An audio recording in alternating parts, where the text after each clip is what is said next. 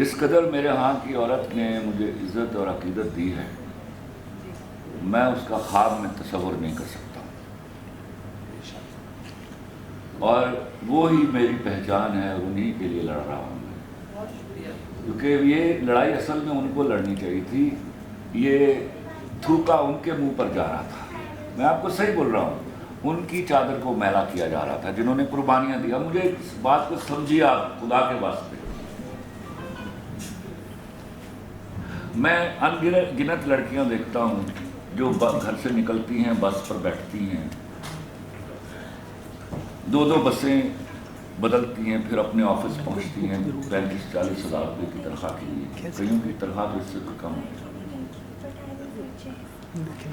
وہ 8-10 گھنٹے کام کرنے کے بعد 2 گھنٹے کے پھر سفر کے بعد گھر لوٹتی ہیں، ایڑیاں ان کی پھٹی ہوتی ہیں۔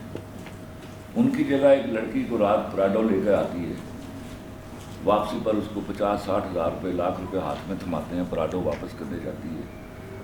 اس کے رتبے کو میں اس کے رتبے کے برابر کر دوں؟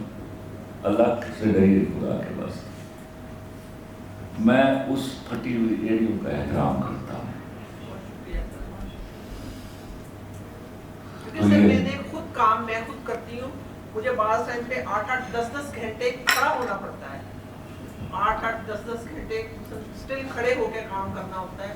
اور میں جانتا ہوں، آپ گھبرائیے مت، میں ان کو جانتا ہوں بڑی اچھی طرح، ان کو بکواس کر لیجیے، یہ بند ہو جائے گی، کافی سر تو بند ہو چکی ہے، اب تو میرے سامنے نہیں آتی، پہلے تو آیا کرتی تھی شوز میں نا، 6-6, 5-5, 4-4 کا ٹولہ، یہ مجھ سے بحث کرنے آیا کرتے تھے۔ لیکن جب میں نے یہ نان ویمن کہا نا 2 دفعہ نیشنل چینل میں، تو شو شروع ہونے سے پہلے بڑی گپ شپ ہوتی ہے، اس وقت نہیں پتا ہوتا ہماری لڑائی ہونے والی، تو ایک مجھے کہتی خلیل صاحب یہ آپ نے کیا نان ویمن شروع کر دیا، کیا ہوا؟ میں نان ویمن سے کیا پرابلم ہے؟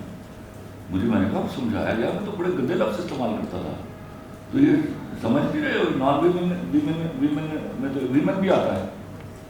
نہیں یہ کیا کہاں سے لے آیا؟ میں نے کہا اچھا تو یہ کہاں سے لے آئی ہو؟ مائی باڈی مائی چوائس، یہ تمہیں مرزا غالب نے دیا ہے، علامہ اقبال نے دیا تمہیں؟ ہاں اس وقت شرم نہیں آتی تم لوگ؟ اچھا میں نے کہا چلو چھوڑو ان باتوں کو چھوڑتے ہیں، یہ میرے نان ویمن پہ آپ کو اعتراض ہے۔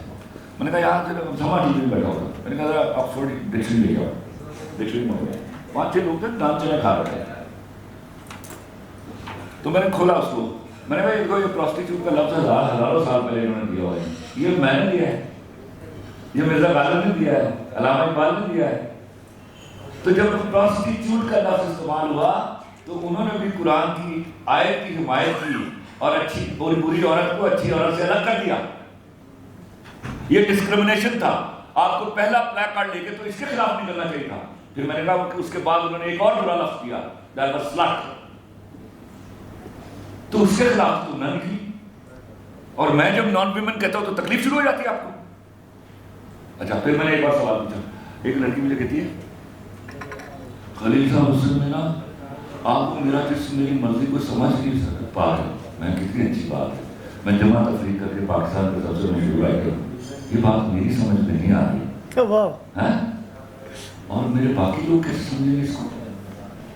اچھا فرض محال میں نے کہا آج میں نہ مان لیتا ہوں، میں آپ سے اگری کریے، میں نے مان لیا میرا جسم میری مرضی صحیح نہ رہا ہے، چلو مجھے ٹائم ٹیبل دو، کہتے ٹائم ٹیبل واٹ ہے؟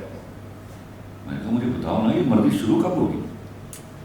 لڑکی جب سال کی ہوگی، 2 سال کی، 3 سال کی، 4 کی، 5 کی، 6 کی، 7 کی، 8 کی، 10 کی، 12 کی، 14 کی، یہ جب وہ گناہ کرنے کے قابل ہوگی تو میں اس کو گناہ کرنے کے لیے پالوں؟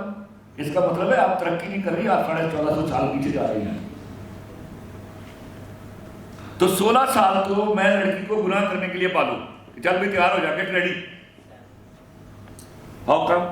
آپ نے نہیں دیکھا میرے ہاں کے باپ سالے شیپ بڑی ہوئی ہے، ہیلمٹ پہنا ہوا ہے، پیچھے 3 بیٹیاں بٹھائی ہوئی ہیں، ایک کو اسکول ڈراپ کیا، ایک کو کالج ڈراپ کیا، ایک کو یونیورسٹی ڈراپ کیا، پھر آفس گیا، پھر واپسی پہ لیا، یار ان باپوں کو گالیاں دے رہی ہو تم لوگ۔ یہ میرے ابا کی وہی کہانی ہے، یہ اسی فیملی سے تعلق رکھتی ہے، یاد رکھیے گا۔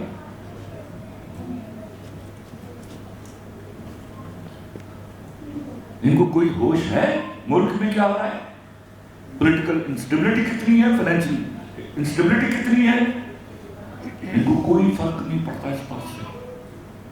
बदनसीब तरीन हालात में पाकिस्तान के ट्रांसलेटर का बिल हो गया। ये है, ये they are not fighting against you, they are actually fighting against the Islamic injunctions.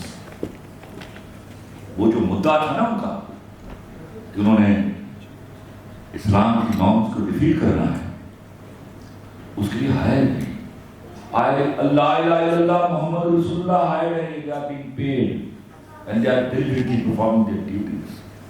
खातिर मैं आपको कहता हूँ, मैंने उनके लिए एक दफ़ा हुआ ये, पहले मैं बहुत बुरे लफ्ज़ों से इस डॉक्टर को यूज़ किया करता था, आपको नहीं पता, मैं सो एक्सीडेंट पर्सन, मुझे इस बात की कभी परवाह नहीं रही। मुझे हमेशा मेरी आरज़ू थी कि मैं अच्छी औरत को उसके पेडिस्टल पर खड़ा रखूँ, इनको वहाँ रखना पहुँचती थी, इस बात पर मेरी लड़ाइयाँ होती थी।